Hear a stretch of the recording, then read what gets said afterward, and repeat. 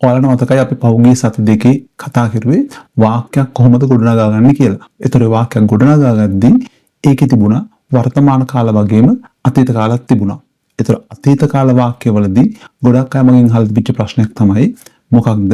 එයි එකකට සෝනෝ අන්දාතෝ මම ගියා කියලා දාලා තියෙන්නේ. තව එකකට ඕ මංජාතෝ කියලා දාලා තියෙන්නේ. ඒ කියන්නේ අර අතීත කුදන්තයත් එක්ක ඒ කියන්නේ අන්දාතෝ කියන එකත් එක්ක සෝනෝ දාලා තියෙනවා. මංජාතෝ කියන එකත් එක්ක ඕ දාලා තියෙනවා. ඇයි ඒක එහෙම වෙනස් වෙන්නේ කියලා. තවත් අර තිබිච්ච ප්‍රශ්නයක් තමයි ෆිනිතෝ කියන ක්‍රියාපදය. ඉනිත්සියාරේ කියන ක්‍රියාපදය. ඒතර ෆිනිතෝ කියලා ගත්තාම ඒකත් අතීත කුදන්තයක් තමයි. ඒතර එකපාරක් අපි පාවිච්චි කරනවා ඕ ෆිනිතෝ කියලා. තව පාරක් අපි පාවිච්චි කරනවා ඒ ෆිනිතෝ කියලා. එතකොට එහෙම කොහොමද වෙන්නේ? ඇයි ඒකට හේතුව? එතකොට ඔයාලට මේ ප්‍රශ්න හැම දෙයකටම පිළිතුරු හොයාගන්න පුළුවන් මේ වීඩියෝ එක බැලුවොත්. ඒ වගේම තමයි ටිකක් අමාරුයි කියලා හිතෙන මේ සරල අතීත කාලය මොනවා හරි දෙයක් කෙරුවා කියලා කියන්න පාවිච්චි කරන විදිහ හොඳ පිළිවෙලට ඉගෙන ගන්න පුළුවන් මේ පාඩමෙන්. අද අපි කතා කරන්නේ පස්සාතෝ ප්‍රොසිමෝ ගැන. ඒ කියන්නේ මොනවා හරි දෙයක් කෙරුවා කියලා කියන්නේ කොහොමද? මිස් කරන්නේ නැතුව, ස්කිප් කරන්නේ නැතුව දිගටම බලාගෙන ඉන්න.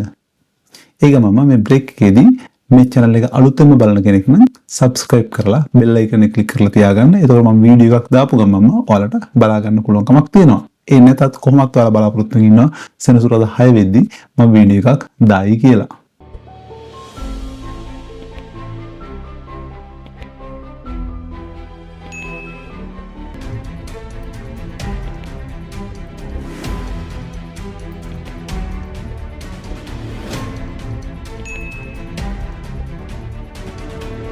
සාමාන්‍ය ඕන කෙනෙක් දන්නවා ක්‍රියාපදයක් කාල තුනකට බෙදෙනවා. අතීත කාලය, වර්තමාන කාලය, අනාගත කාලය. ඒතර ඉතාලි භාෂාවෙන් අතීත කාලයට කියනවා passato කියලා. වර්තමානයට කියනවා presente කියලා. අනාගතයට කියනවා futuro කියලා. එතකොට ඒ කාල තුනට බෙදුනට මේ passato වල ගොඩක් අවස්ථා අපිට හම්බ වෙනවා. presente වල අවස්ථා කීපයක් හම්බ වෙනවා. futuro වලත් අපිට අවස්ථා දෙකක් විතර හම්බ වෙනවා. එතකොට අපිට අතීත කාල ගොඩක් තිබුණට අපි ඉස්සල්ලාම පුරුදු වෙන්නේ il passato prossimo කියන අවස්ථාව. ඒ කියන්නේ සරල අතීත කාලය. මේ අතීත කාලය අපිට මේ මොහොතකට පෙර සම්පූර්ණයෙන්ම සිදු වී අවසන් වූ ක්‍රියාවක් හරි එහෙම නැත්නම් ගොඩක් කාලයකට කලින් ඈත අතීතයේදී සම්පූර්ණයෙන්ම සිදු වී අවසන් වූ ක්‍රියා සඳහා මේක පාවිච්චි කරන්න පුළුවන්. අපි දැන් පහුගිය ටිකේ කතා කරපු presente indicativo වල තියෙන එක ක්‍රියා අවස්ථාවයි. හැබැයි passato prossimo වල ක්‍රියා අවස්ථා දෙකක් තියෙනවා. මේ අතීත කාල මේ il passato prossimo කියන අතීත කාලය හදාගන්න අපිට ක්‍රියා අවස්ථා දෙකක් ඕන වෙනවා. එකක් තමයි ආධාරක ක්‍රියාවක්. අනිත් එක තමයි අතීත කෘදන්තයක්. දැන් ඊට පස්සේ ආධාරක ක්‍රියාවක් කියන්නේ මොකද්ද? අතීත කෘදන්තයක් කියන්නේ මොකද්ද කියලා අපි පොඩ්ඩක් හොයලා දැනගන්න ඕනේ. ඉතාලි වලින් මේකට කියනවා ආධාරක ක්‍රියාවට ausiliare del verbo කියලා. එතකොට අතීත කෘදන්තය කියලා කියන දෙයකට කියනවා il participio passato del verbo කියලා. ඒ කියන්නේ මොකක් හරි උදව්වට පාවිච්චි කරන ක්‍රියා අවස්ථාවකුයි ඒකටම අතීත කෘදන්ත අවස්ථාවකුයි එකතු වෙලා තමයි මේ ක්‍රියා අවස්ථාව හැදෙන්නේ. එතකොට ඉතාලි භාෂාවේ ausiliare හැටියට පාවිච්චි කරන්න පුළුවන්. ඒ කියන්නේ ආධාරක ක්‍රියා හැටියට පාවිච්චි කරන්න පුළුවන් ක්‍රියාපද දෙකයි තියෙන්නේ. ඒ මොනවද? essere සහ avere. essere වල අපි මේ passato prossimo වල පාවිච්චි කරන්නේ වර්තමාන කාලය. ඔයාලා දන්නවා essere වල වර්තමාන කාල අවස්ථාව මොනවද? io sono, tu sei, lui lei è, noi siamo, voi siete, sa loro sono. ඒතර avere වල තියෙන්නේ io ho, tu hai, lui lei ha, noi abbiamo, voi avete, සහ loro hanno. එතකොට අපිට ප්‍රශ්නයක් තියෙනවා අතීත කෘදන්තයක් කොහොමද හදාගන්නේ කියලා. අතීත කෘදන්තයක් හදාගන්න හරිය ලේසියි. අපි දන්නවනේ ආර්ය ක්‍රියාපද තියෙනවා, ඒරි ක්‍රියාපද තියෙනවා, ඊරි ක්‍රියාපද තියෙනවා. එතකොට ආර්ය ක්‍රියාපදවල ආර්ය අයින් කරලා ආතු දාගත්තාම අතීත කෘදන්තයක් හැදෙනවා. ඒරි ක්‍රියාපදවල ඒරි අයින් කරලා ඌතු දාගත්තාම අතීත කෘදන්තය හැදෙනවා. ඊරි ක්‍රියාපදවල ඊරි අයින් කරලා ඊතු දාගත්තාම අතීත කෘදන්තය හැදෙනවා. හැබැයි අමතක කරන්න එපා ඊරේ ක්‍රියාපදවල වැඩි හරියක් තියෙන්නේ HPO පස්සාතෝ ඉරෙගුලාර් කියන අවස්ථාව. ඒ කියන්නේ ඊරේ කපලා ඌතු දාලා හදාගන්න බැරි ඒවා තමයි ගොඩක් අපිට හම්බ වෙන්නේ. ඒතකොට ඒ වගේ අවිධිමත් අතීත කෘදන්ත අපි පාඩම් කරලා මතක තියාගන්න ඕනේ. අපි මේ උදාහරණ ටික අරන් බලමු. ක්‍රියාපදයක් තියෙනවා බල්ලාරේ කියලා. බල්ලාරේ කියන්නේ නටනවා.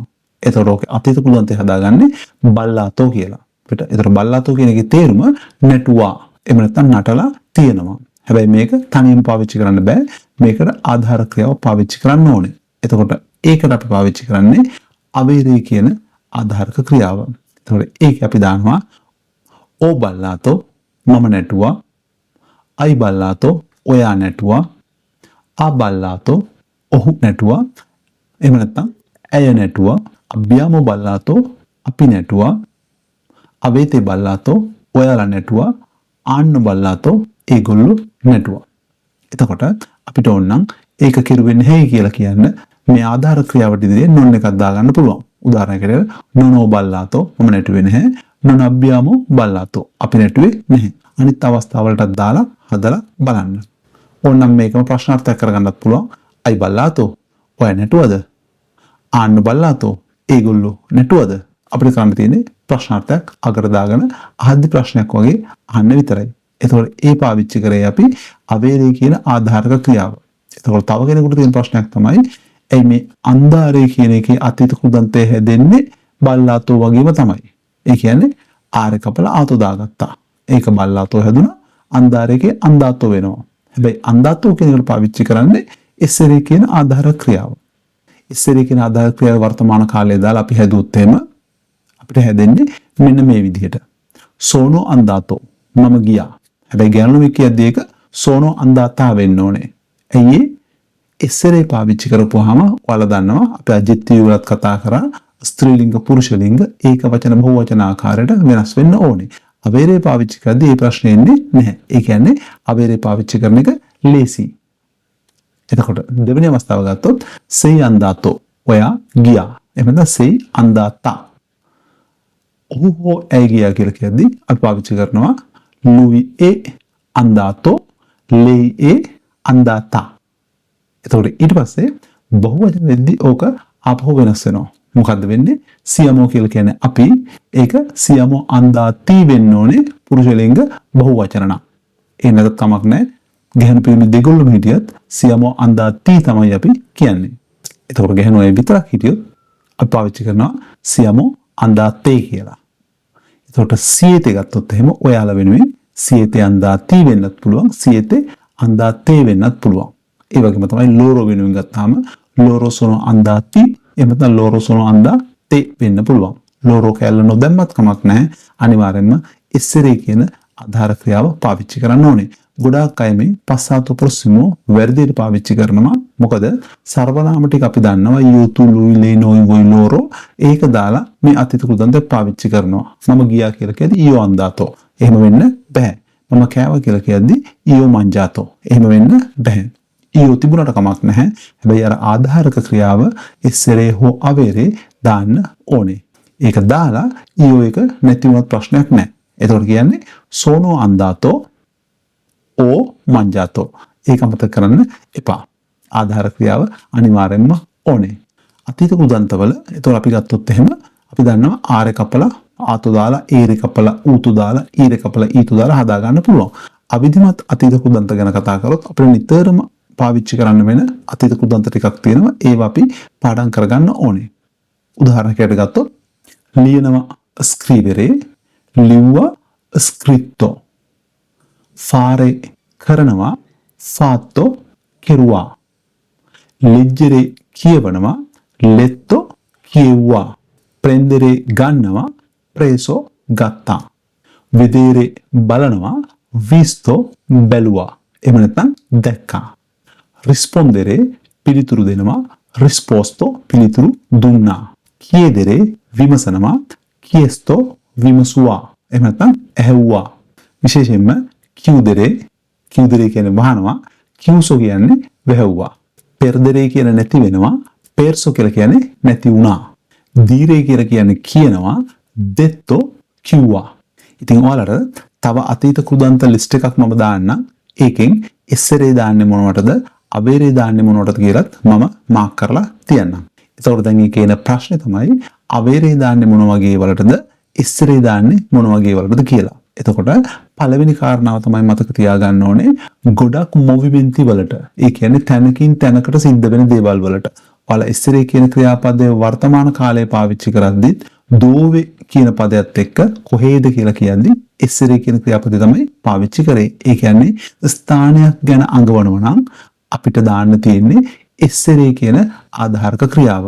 ඒක එක අවස්ථාවක් තමයි මතක තියාගන්න ලේසි. ඒ කියන්නේ අපිට අවේරේ පාවිච්චි කරද්දී එතන මොකක් හරි ඔබ්ජෙක්ට් එකක් තියෙන්න ඕනේ. ඒ කියන්නේ ක්‍රියාවට භාජනය වෙන දෙයක් තියෙන්න ඕනේ. දැන් අපි කිව්වොත් එහෙම ඕමංජාතෝ කියලා කියද්දි මොනවද කියලා කියන්න පුළුවන්. ඒ කියන්නේ ඔබ්ජෙක්ට් එකක් තියෙනවා. ඒ කියන්නේ ක්‍රියාවට භාජනය වෙන දෙයක් තියෙනවා. හැබැයි සෝනෝ අන්දාතෝ කියලා කියද්දි එතන ඔබ්ජෙක්ට් එකක් නැහැ. මොකක්ද කියලා කියන්න දෙයක් නැහැ. කොහේද කියලා කියන්න පුළුවන් මොකක්ද කියලා කියන්න බෑ. එතකොට මේ ඔබ්ජෙක්ට් එකක් තියෙන ඒ වලට ඒ කියන්නේ ක්‍රියාවට භාජනය වෙන දෙයක් තියෙන ඒ වලට ගොඩක් ඒ වලට පාවිච්චි කරන්නේ අවේරේ කියන ආධාරක ක්‍රියාව. අමතක කරන්න එපා අවේරේ පාවිච්චි කරුවොත් අතීත කෘදාන්තයේ අවසානයේ මේ වෙලාවේ වෙනස් වෙන්නේ නැහැ. පස්සාතෝ ප්‍රොක්සිමෝ වාක්‍ය ටිකක් හදලා බලමු කොහොමද මේවා ඇවිල්ලා තියෙන්නේ කියලා. ඒ වගේම තමයි පාඩමේ අවසානයේට මම ඔයාලට අභ්‍යාස ටිකක් දෙන්නම්. ඒ ටිකත් අනිවාර්යයෙන්ම කරලා බලන්න. ගොඩක් වෙලාවට අපිට වැඩිපුරම හම්බ වෙන්නේ අතීත කෘදාන්ත අවේරේ පාවිච්චි කරන ඒවා. ඉස්සරේ පාවිච්චි කරන ඒවා තියෙන්නේ බොහොම ටිකයි. ආධාරක ක්‍රියාව වශයෙන් ඉස්සරේ පාවිච්චි කරන ක්‍රියාපද ටිකක් මතක තියාගන්න පුළුවන් නම් ගොඩක් හොඳයි. එතකොට ඔයාලට මම ඉස්සරේ පාවිච්චි කරන ක්‍රියාපද ලිස්ට් එකකුත් දාන්නම්. සමහරක් ඒවා තියෙනවා හැබැයි ඉස්සරේ අවේරේ දෙකම පාවිච්චි කරන්න පුළුවන් ඒවා. ඒකත් අපිට හොයාගන්න පුළුවන් විදිහක් තියෙනවා. ඒ මොකද්ද?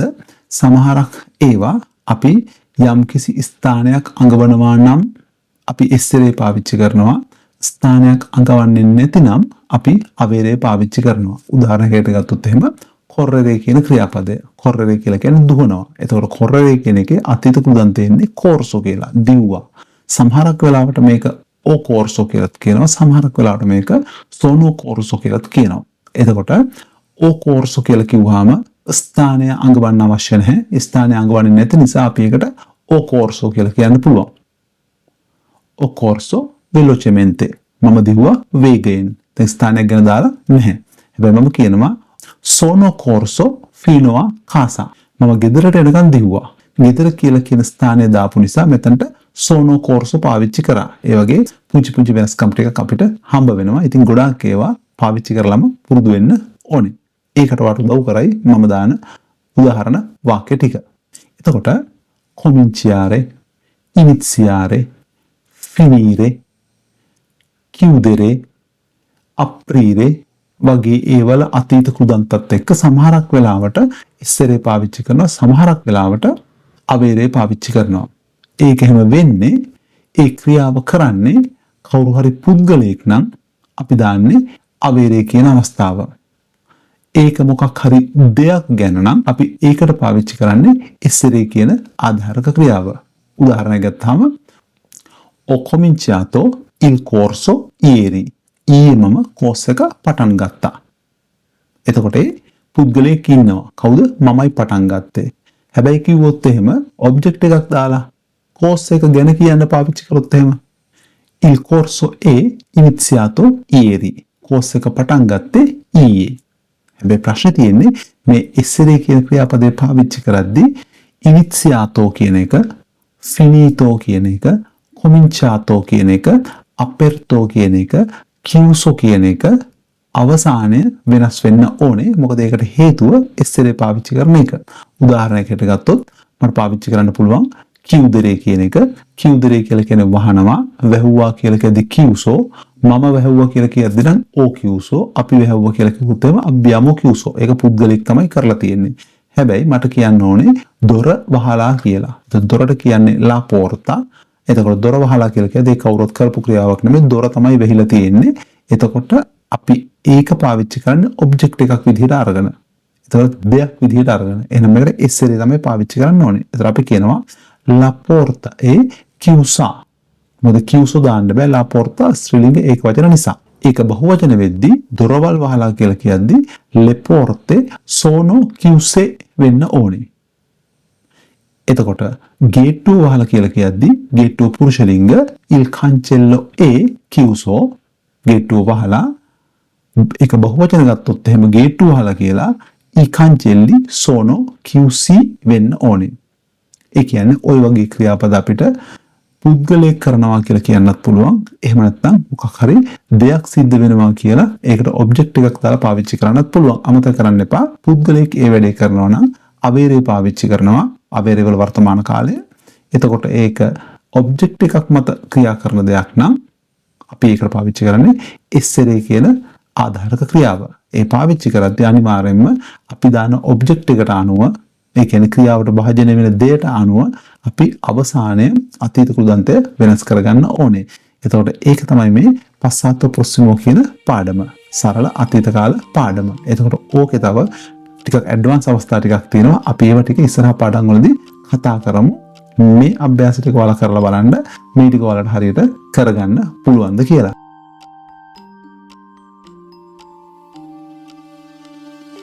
එහෙමනම් අපි තවත් අලුත් වීඩියෝ පාඩමකින් හමු වෙමු ඊළඟ සතියේ සෙනසුරාදා හවස 6ට. ඒ වෙනකන් ඔයාලට සුබ අනාගතයක්.